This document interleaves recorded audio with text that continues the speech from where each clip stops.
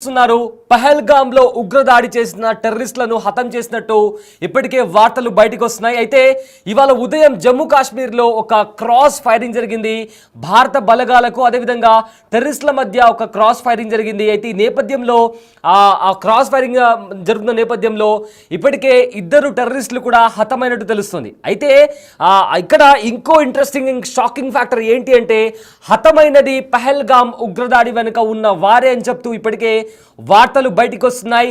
Big TV screen పైన మీరు చూస్తున్న నలుగురు ఉగ్రవాదులు ఎవరైతే ఉన్నారో వాళ్ళు పహల్గామ్ ఉగ్రదాడి చేసింది వీళ్ళే అని కూడా అప్పట్లో వీళ్ళకి సంబంధించి స్కెచ్ కూడా బయటకు వచ్చింది. అయితే వీళ్ళను పట్టిస్తే 20 లక్షల ప్రైజ్ మనీ కూడా ఇస్తామని కూడా అప్పట్లో భారత ఆర్మీ అనౌన్స్ చేసింది. అయితే అప్పటి నుంచి కూడా జమ్మూ కాశ్మీర్ అంతటా కూడా జల్లెడ పట్టి మరి ఉగ్రవాద స్థావరాల పైన వాళ్ళ హైడౌట్స్ పైన కూడా జల్లెడ పట్టి మరి భారత బలగాలు ఉగ్రవాదులను హతమారుస్తున్నాయి. అప్పట్లో ఒక ఎన్కౌంటర్లో కూడా లష్కరే తోయిబాకి సంబంధించిన ఒక కమాండర్ని కూడా హతమార్చింది భారత ఆర్మీ. అయితే ఇవాళ మార్నింగ్ కూడా ఉగ్రవాద స్థావరాలు ఎక్కడున్నాయో కనుక్కొని అక్కడ దాడి చేశారు భారత బలగాలు. అయితే అక్కడ కొంతమంది ఉగ్రవాదులు దాగి ఉన్నట్టు కూడా తెలుస్తోంది.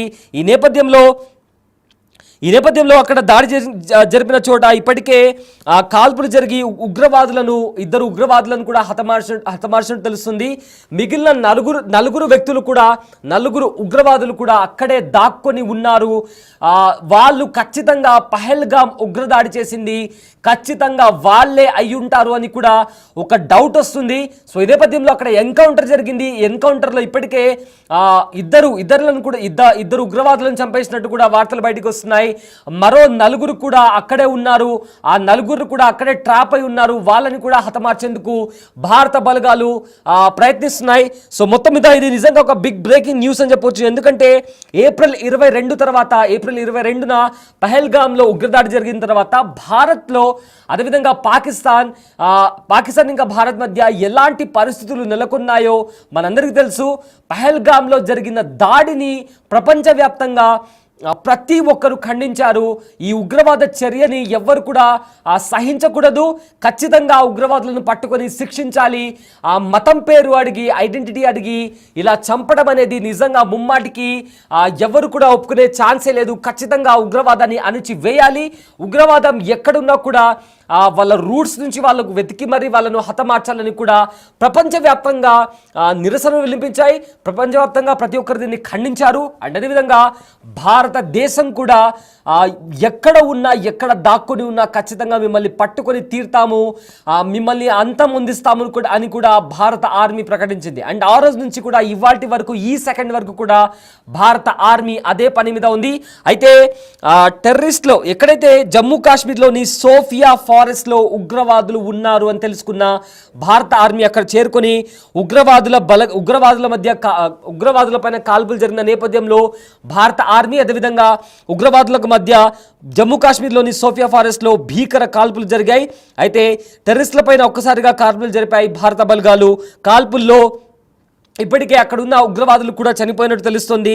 అయితే అక్కడ ఉన్న ఉగ్రవాదులు కంప్లీట్గా ఎవరైతే అక్కడ దాక్కుని ఉన్నారో ఎవరైతే కాల్పులు జరిపారో వాళ్ళు పహల్గామ్ ఉగ్రదాడి వెనుక ఉన్నది వీళ్ళే అన్న డౌట్ వస్తుంది.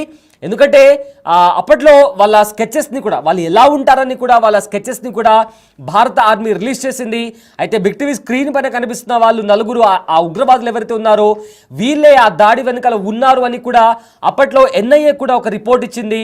సో దాని తర్వాత వాళ్ళు ఖచ్చితంగా భారత్లోని కాశ్మీర్లో ఉన్న సౌత్ రీజియన్లోనే ఎక్కడో దాక్కొని ఉన్నారు. అండ్ ఆల్సో వాళ్ళ దగ్గర వెపన్స్ కావచ్చు, వాళ్ళ దగ్గర ఫుడ్ కావచ్చు, వేరే వ్యక్తులపైన ఆధారపడి ఉండకుండా వాళ్ళ దగ్గర ప్రతి వస్తువు కూడా వాళ్ళ దగ్గర ఉంది అని కూడా అప్పట్లో ఎన్ఐఏ రిపోర్ట్ ఇచ్చింది.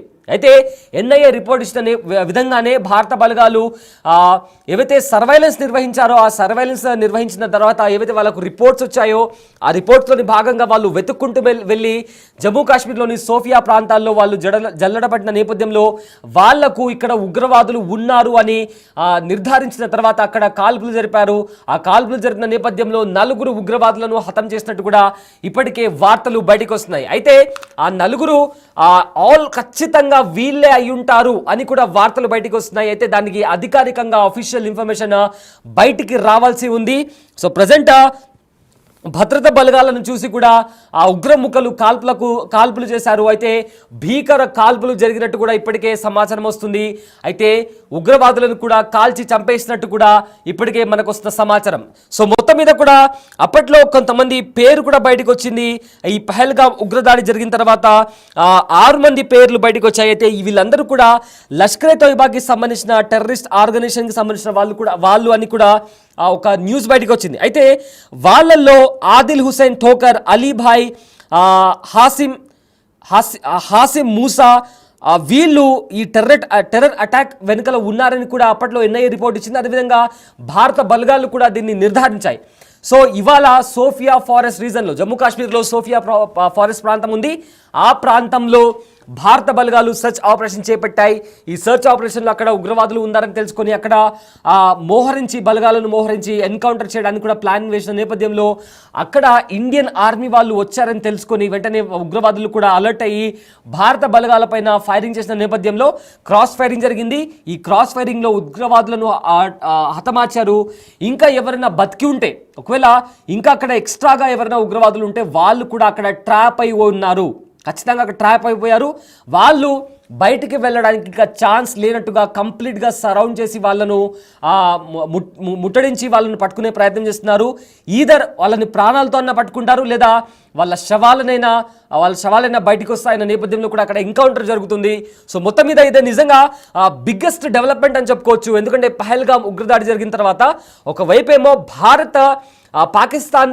పాకిస్తాన్లో ఉండే, అదేవిధంగా పాకిస్తాన్ ఆక్రమిత కాశ్మీర్లో ఉండే ఉగ్రవాదుల పైన దాడి చేసి చాలా మంది కీలక ఉగ్రవాద నేతలను కూడా హతమార్చారు భారత బలగాలు. బట్ దాని తర్వాత భారత్ ఇంకా పాకిస్తాన్ మధ్య ఏదైతే పరిస్థితులు ఉన్నాయో అవి చాలా దారుణమైన రీతిలో, అంటే ఏవైతే ఇద్దరి మధ్య సంబంధాలు ఉన్నాయో తీవ్రంగా దెబ్బతిన్నాయి. అటు పాకిస్తాన్ రిటాలియేట్ చేసింది, ఇటు భారత్ కూడా రిటాలియేట్ చేసింది. చాలా వరకు పాకిస్తాన్లోని ప్రధాన నగరాలపైన, ఎయిర్ బేసెస్ పైన కూడా భారత ఆర్మీ కాల్పులు జరిపింది. సో ఇదంతా ఒక ఎపిసోడ్ నడుస్తుంది. అంటే ఆపరేషన్ సింధూర్కి సంబంధించి ఒక పకడ్బందీగా ప్లాన్ చేసి స్ట్రాటజీ పరంగా కూడా భారత ఆర్మీ ముందుకు వెళ్తున్న నేపథ్యంలో ఇవాళ వచ్చిన బిగ్గెస్ట్ అప్డేట్ ఇది. పహల్గామ్ ఉగ్రదాడి, ప్రతి భారత పౌరుడు ఇలాంటి ఉగ్రవాద చర్యని ఖచ్చితంగా, ఇలాంటి ఉగ్రవాదుల్ని పట్టి ఖచ్చితంగా వాళ్ళను హతమార్చాలి, వాళ్ళను శిక్షించాలి అని చెప్పి డిమాండ్ చేసి ప్రతి ఒక్కరూ ట్వీట్ చేయడం కానీ, బయటకు వచ్చి మాట్లాడడం కానీ ప్రతి ఒక్కరు చేశారు. అంటే ఖచ్చితంగా వీళ్ళని పట్టుకోవాలని చెప్పి చాలామంది ప్రార్థించారు. ప్రతి ఒక్కరు బయటకు వచ్చి దీన్ని ఖండించారు. సో అలాంటి ఉగ్రవాదులు ఇవాళ దొరికారు అన్న ఒక బిగ్గెస్ట్ డెవలప్మెంట్ ఇప్పుడు బయటకు వచ్చింది. సో కాశ్మీర్లోని ఏదైతే సోఫియాన్ ఫారెస్ట్ ఉందో అక్కడ వీళ్ళు దాక్కొని ఉన్నారు అని తెలుసుకొని అక్కడ అటాక్ జరిపారు. అయితే ప్రజెంట్ వీళ్ళతో పాటు ఇంకా ఎవరైనా ఉన్నారా, అక్కడ ఇంకా ఎలాంటి ఆయుధాలు ఉన్నాయి, ఎలాంటి వెపన్స్ ఉన్నాయి, అక్కడ ఇంకా ఎవరైనా ఉన్నారా, ఉంటే వాళ్ళని ఎలా చంపాలి, లేదా వాళ్ళని ప్రాణాలతో పట్టుకోవాలా, బయటికి ఎలా తీసుకురావాలి అనే విధంగా కూడా ప్రజెంట్ అక్కడ జమ్మూ కాశ్మీర్లోని సోఫియా అనేది ప్రాంతం ఉందో ఆ ప్రాంతంలో కూడా భారత బలగాలు జల్లెడ పట్టాయి. సో దీనికి సంబంధించి కూడా బిగ్గెస్ట్ బ్రేకింగ్ న్యూస్ అని చెప్పుకోవచ్చు, బిగ్గెస్ట్ డెవలప్మెంట్ అని చెప్పుకోవచ్చు. సో ఫర్దర్గా దీనికి సంబంధించి ఎలాంటి అప్డేట్స్ వస్తాయి, ఎందుకంటే ఇది ఒక కీలక పరిణామం. వీళ్ళు లష్కరే తోయిబాకి సంబంధించిన ఉగ్రవాదులు అని చెప్పి ఇప్పటికే ఒక నిర్ధారణకు వచ్చారు. ఎన్ఐఏకి సంబంధించిన వాళ్ళు కావచ్చు, లేదా భారత ఆర్మీకి సంబంధించిన వాళ్ళు కావచ్చు. ఎన్ఐఏ ఇచ్చిన ఒక రిపోర్ట్లో లష్కరే తోయిబాకి సంబంధించిన ఒక proxy organisation, the resistant force అనే ఒక ప్రాక్సీ ఆర్గనైజేషన్ ఉంది, వాళ్ళు ఈ అటాక్ చేసినట్టు కూడా ఎన్ఐఏ నిర్ధారించింది. అంటే వీళ్ళందరూ కూడా లష్కరే తోయిబా ఆర్గనైజేషన్ నుంచి ఆపరేట్ చేసే ఉగ్రవాదులు. సో వీళ్ళు భారత్లో ఇల్లీగల్గా చొరబడి పహల్గామ్లో 3-4 చోట్ల వాళ్ళు రెక్కి నిర్వహించి, సో వాళ్ళు ఏదైతే రెక్కి నిర్వహించారో ఆ అన్ని ప్రాంతాల్లో కూడా సెక్యూరిటీ టైట్గా ఉన్న నేపథ్యంలో వాళ్ళు పహల్గామ్లో ఉన్న బైసారన్ వ్యాలీని చూస్ చేసుకుని అక్కడ భద్రతా బలగాలు ఎవరు కూడా లేరు అని తెలుసుకొని అక్కడ రెక్కి నిర్వహించిన తర్వాత వాళ్ళు ఒక 4 నుంచి 6 మంది అక్కడికి వచ్చి ఈ అటాక్ చేశారు. అండ్ అటాక్ చేస్తున్న నేపథ్యంలో మతం అడిగి అదేవిధంగా వాళ్ళ ఐడెంటిటీ అడిగి వాళ్ళను హతమార్చడం జరిగింది. ఇందులో 26 మంది వరకు చనిపోయారు. అండ్ ఆల్సో అందులో చాలా వరకు కూడా అందరూ మొత్తం ఆల్మోస్ట్ 26 మంది మగవాళ్ళే ఉన్నారు. అండ్ ఆల్సో అందులో అక్కడ ఉన్న ఎవరైతే పర్యాటకులను గైడ్ చేయడానికి వచ్చిన ఒక కశ్మీరీ కూడా అందులో కశ్మీరీ అతన్ని ఒక ఉగ్రవాదుల దగ్గర గన్ లాక్కునే ప్రయత్నంలో కూడా అతన్ని కూడా ఉగ్రవాదులు చంపేయడం జరిగింది. సో ఇలాంటి దయనీయమైన పరిస్థితి, దారుణాతి దారుణంగా విచక్షణ రహితంగా అక్కడికి వచ్చిన అమాయక పర్యాటకుల పైన ఇలా ఈ విధంగా మొదటిసారి, ఎందుకంటే ఎప్పుడు కూడా పర్యాటకులపైన దాడి అనేది జరగలేదు, కానీ మొదటిసారి పర్యాటకులపైన అతి దారుణంగా దాడి చేశారు ఉగ్రవాదులు. ప్రపంచవ్యాప్తంగా కూడా దీన్ని ప్రతి పొలిటికల్ పార్టీ కావచ్చు, ప్రతి దేశానికి సంబంధించిన వాళ్ళ రిప్రజెంటేటివ్స్ కావచ్చు, ప్రైమ్ మినిస్టర్ రేంజ్లో కూడా ప్రతి ఒక్కరు దీన్ని ఖండించారు. సో ఈ నేపథ్యంలో బిగ్గెస్ట్ డెవలప్మెంట్ అప్పటి నుంచి కూడా భారత ఆర్మీ వీళ్లను పట్టిస్తే 20 లక్షల బౌంటీ కూడా అనౌన్స్ చేసింది. అండ్ ఆల్సో కాశ్మీర్ అంతటా కూడా టెర్రర్ ఫ్రీ కాశ్మీర్ అనే పోస్టర్స్ని కూడా రిలీజ్ చేయడం జరిగింది. సో మొత్తం మీద అప్పటి నుంచి ఈ సర్చ్ ఆపరేషన్ కొనసాగుతుంది.